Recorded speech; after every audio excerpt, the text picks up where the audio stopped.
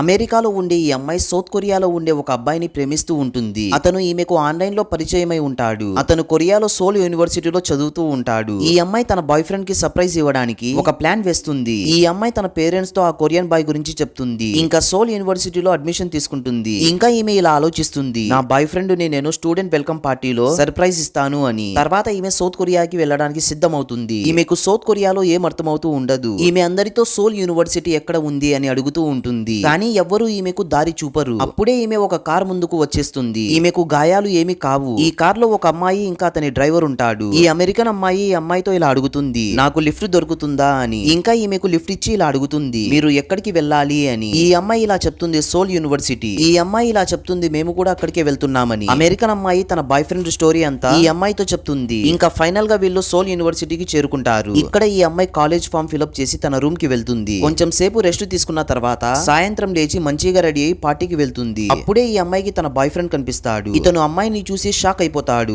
ఇంకా అమ్మాయి అతన్ని హగ్ చేసుకుంటుంది. సడన్ గా అప్పుడే అక్కడికి ఆ కార్ అమ్మాయి వస్తుంది. ఇంకా ఈ అబ్బాయి చేతులు పట్టుకొని తన పక్కనే నిలబడుతుంది. ఇంకా ఆమెతో ఇలా అంటుంది, ఇతనే నా బాయ్ ఫ్రెండ్ అని. ఈ మాటలని విని ఈ అమెరికన్ అమ్మాయి ఫీజులు ఎగిరిపోతాయి.